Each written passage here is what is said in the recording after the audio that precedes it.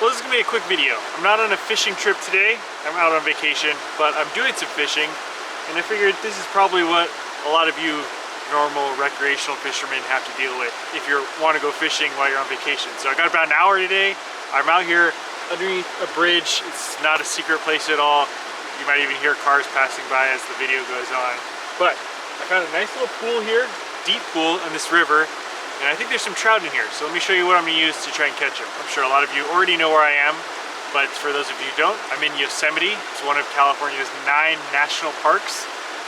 And this is the Merced River right behind me here. And you might think, well, I'm in a national park, maybe there's no fishing allowed in here, but actually in Yosemite there is fishing allowed. They just have some special regulations in addition to the normal California Department of Fish and Wildlife fishing regulations. And there's all kinds of different trout in these rivers. And actually, if you wanted to, you could keep them. I'm just gonna be catch and release strictly today. And if you're gonna do any fishing in Yosemite, or really any river, especially in California, definitely worth it to go check the Department of Fish and Wildlife website, because each river has its own special regulations depending on the fish, what type of fishing you can do, different fishing seasons, all kinds of different stuff. So definitely do your research before heading out. But I've done all that and we're allowed to fish right here. And last but not least, before we get the fishing started, I'll show you what I'm using quickly. I have a slip float setup, little bobber right there, and that bobber I can slide up and down my line based on how deep I want my setup to run in the water column. So I'm going to start shallow. Below that I have a little swivel that just connects the braided line to my fluorocarbon leader. That is a 6-pound fluorocarbon leader, and honestly I would have gone with lighter, maybe a 4-pound if I had it, but 6 was all I had. And then at the very end I have a little bead setup. So this is very similar to what we use for steelhead. Basically a little either salmon egg or trout egg type of imitation, and then below that one single barbless J-hook. Yeah, we're using barbless not only because it's required in these waters, but also we're going to be catch and release everything. So I just want to give that fish the best chance of survival. Anyway, without further ado, let's start casting.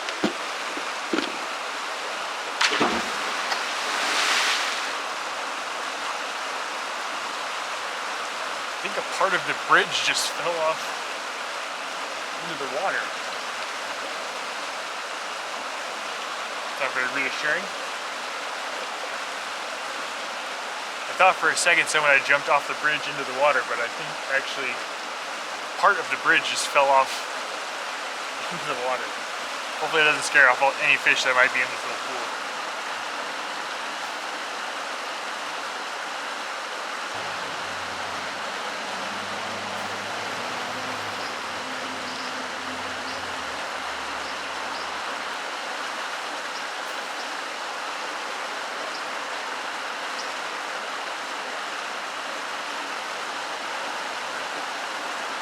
I just did one round, close, middle, far, and my bait wasn't touching the bottom on any of them. So I'm going to keep off about a foot and then do the whole process again.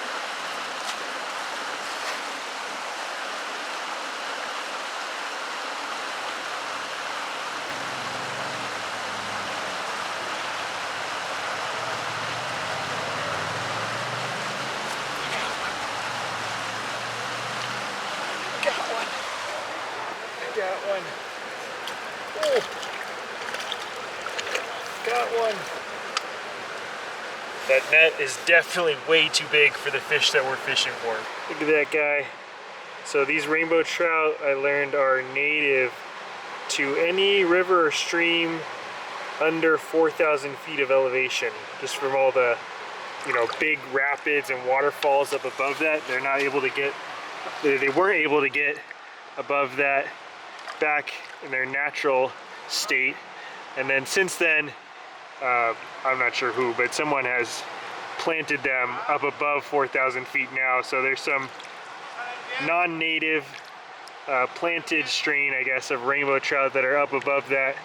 And yeah, I guess they've probably reproduced in the wild now. So I guess they're technically wild rainbows nowadays, but this is a native. And there is a subtle difference between native and wild, which I'll talk about here in a second. But just wanted to give you one last shot of this guy. Probably about 6 or 8 inches of native wild rainbow trout. Pretty cool fish. There he goes. Got one. Check out this net. It's available right now in the TikTok shop, as well as all the other fishing supplies you need for your next fishing trip. But not only that, there's a special campaign running on TikTok right now that allows you to get all this stuff for free. If you aren't on TikTok yet, let me show you why it's more than just dancing videos. TikTok is packed with educational and informative videos like this knot tying video. Whether it's travel hacks, fitness routines, or cooking ideas for your next catch, TikTok has it. Here's the best part. TikTok is running a rewards campaign. For each new user you refer to the app, you can get a $40 coupon to use on the TikTok shop. It's a limited time offer from November 20th to December 4th, so don't miss out on this opportunity. Here's how you can join. Click the link in my description to join TikTok, join the campaign, and start sharing your link. It's that easy. Anyone 18 or older can join. The more people you invite, the more bonuses you can earn. Check out all the fishing gear that you can get with this bonus. Thank you to TikTok for sponsoring this video. What I was saying is there's a subtle difference between native and wild fish. So some rainbow trout, or some streams I guess you could say, or sections of streams, don't have native rainbow trout, and that's everything above 4,000 feet, at least according to this thing that I was reading. But since then, people have planted rainbow trout. I don't know if it was for these, I'm not totally sure why they planted them at those altitudes, but at some point they did. So once those fish died and reproduced, those are now wild rainbow trout.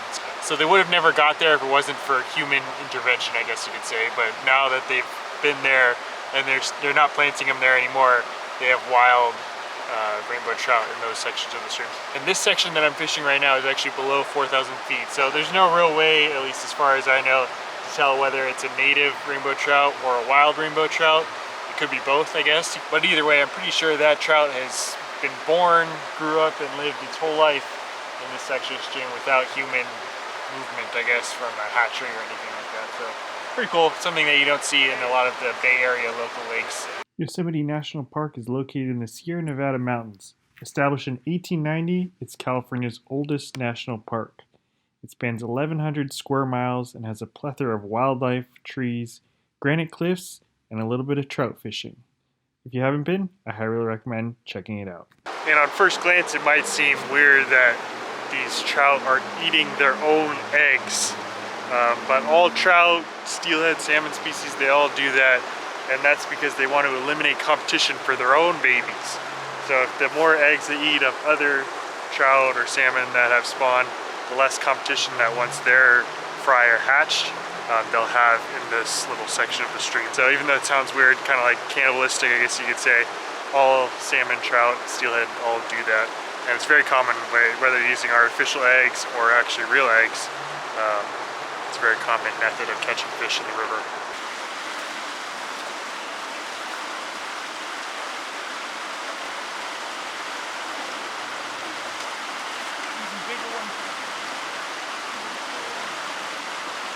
Still not very big.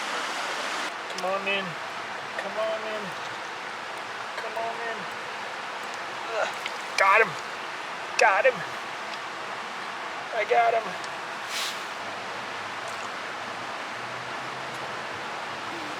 Still not a giant, but look at that one.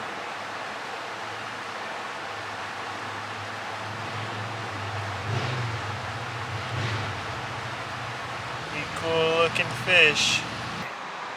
Got an interesting mouth. I think he's been hooked before. Little messed up, but other than the mouth, pretty nice looking fish. Clean fins. I always like when they have those white tips on those pelvic fins. I don't know if you can see. Yeah, you can kind of see it there. Anyway, let's let some go.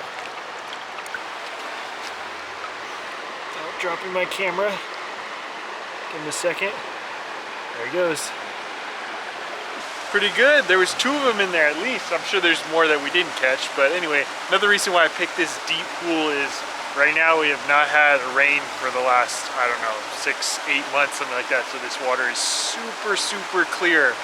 And these fish at this time of year are really kind of basically scared of all the predators that are above the water. Bears, birds, raccoons maybe, I don't know, a bunch of different animals that will eat these fish. And so they want to get as deep as possible. And when the water is clear like this, it's super important to have your tackle, your terminal tackle, like at a bare minimum. You want to go as finesse as possible. So that's what I was saying earlier. I'd go even lighter on the leader if I could. I guess it worked out okay. Basically, I want to go as small as possible with like hooks, baits, nothing too flashy. And I basically want my presentation to be as natural as possible, whether you're fishing like a spinner or something to imitate a little bait fish, or today we're using a little egg pattern to imitate a little egg floating down the river. I want it to be as natural as possible. Sorry, camera battery died, but anyway, quick little mission out here to the river. Fun to catch a couple of little trout. Hope you learned a little bit about fishing for trout, or maybe just trout in general. And if you have any questions, feel free to leave a comment below. Thank you all for watching. We'll see you on the next one.